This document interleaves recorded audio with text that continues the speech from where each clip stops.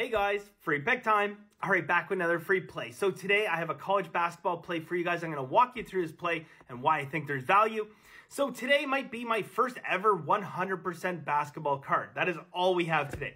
I have NBA, college basketball, NBA props, and believe it or not, despite the fact that I despise them and stand here and tell you guys every day, don't bet parlays. I have 4 parlays today. 4 of them, yes. Now, there's a reason for it, okay? There is one team out there that I want to isolate on, and I parlayed them, got a bunch of plus money plays. I think there's a huge amount of value, and we want to take advantage of that. I got a top play in NBA, and then we have a game in college basketball where we've loaded up. We got 3 different plays on the same game. So it's a busy day. There's a lot of value out there, and we definitely want to be taking advantage of that. If you're interested, guys, benderwins.com. It's $99 a month. I always say it for $3 a day. You're not going to find a better value out there.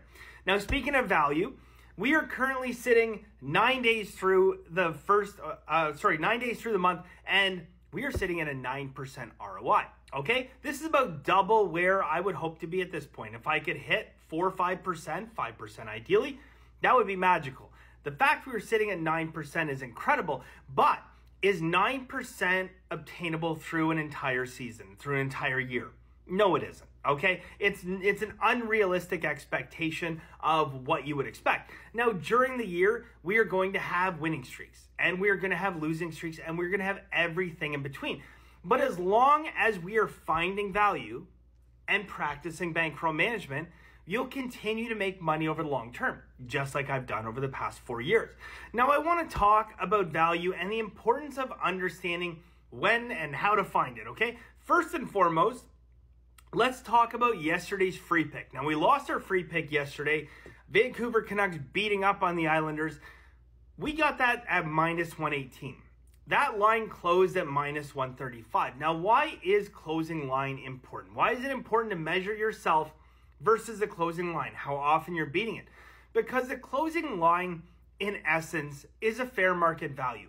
It is an agreement amongst all the sharps in the world that that is a fair price. If it wasn't a fair price, people would still be betting it, right? It'd be moving, the line would go, up to minus 140, up to minus 150, up to minus 160, and so on and so forth. And eventually, they say, no, that's too much, and they buy it back. But it lands on a number. That closing line is a number where, for lack of a better term, the value has been completely sucked out of it. The line is as accurate as it's going to be based on where they opened it, based on the input of all the different sharps. And sometimes, it's all on one side. It's an avalanche of money, and it forces that line to go from minus 118 all the way up to minus 135. Other times, you see this back and forth. It'll go to minus 120, then back to minus 160, and then to minus 180. And it lands like pretty much where it opened. And, it was a fair market value when it opened. And that's kind of where it closed, right? So understanding value and understanding when you beat the closing line, that should be your goal. You cannot play the game. You cannot go out there and coach these teams. All you can do is find value and beat the closing line. Now, let me give you a quick example. You got a trick coin, okay? And when you flip that coin, it's guaranteed to land heads 55% of the time. So you know that if you can bet on this, even money, you have a nice edge, okay? You have value, all right? Now, if you flip the coin and it were to land on tails, which was only 45% to win, was it a bad bet? Was it a bad bet to bet on heads because tails came up? No, we would all agree it wasn't. Now, about 1 in every 110 flips of that coin of 45%, it's going to come 6 times in a row, tails.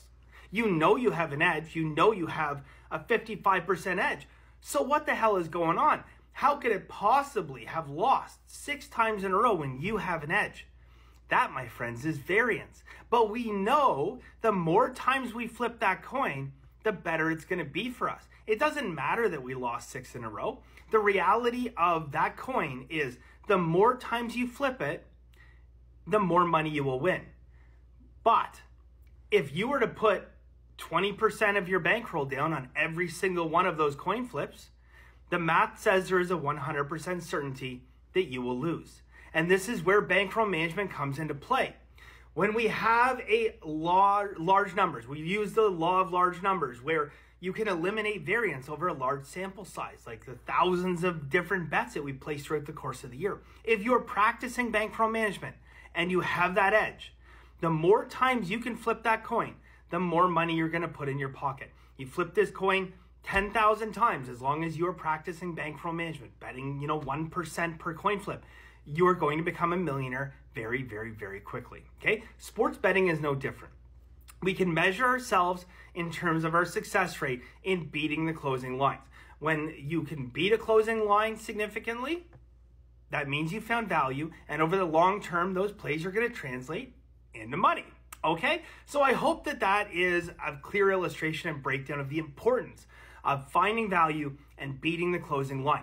You are going to have times where you look at a game and you say, I absolutely love this game. The other sharps agree, and you bet it at -3, and it goes all the way up to like -6, and you're like, yes, I have so much value, I did a great job, and then they end up getting blown out. They just didn't show up to play.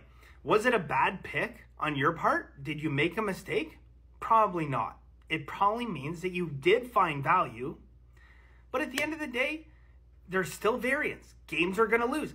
Tails is going to come up 45% of the time with that trick coin, right? It can lose 6 times in a row. Don't get down on yourself. Continue to do what you're doing and focus long term. The only people out there who get panicky and freak out about a couple losses are the people who are not practicing bankroll management. And between you and I, it doesn't matter anyways, because they were going to lose all their money, because that is math. Okay? Do things the right way, guys. I promise you, you will make more money than you ever dreamed of and ever thought possible by just betting small. Doing less in sports betting equals so much more. All right, guys, so I got a play for you guys today. We're going to go with UCF, okay? University Central Florida, +8. You can get this right now at 8.5 on ESPN. So there you go. If you're new to that book, some soft lines maybe kicking around, you can get yourself an 8.5. But otherwise, guys, we're going to grab 8. I got 2 systems on here, okay? Now, I just talked about my 9% ROI being unobtainable for an entire year. Any professional, their goal, 4 or 5%, okay? Elite level is 5%. Great, 3-4%.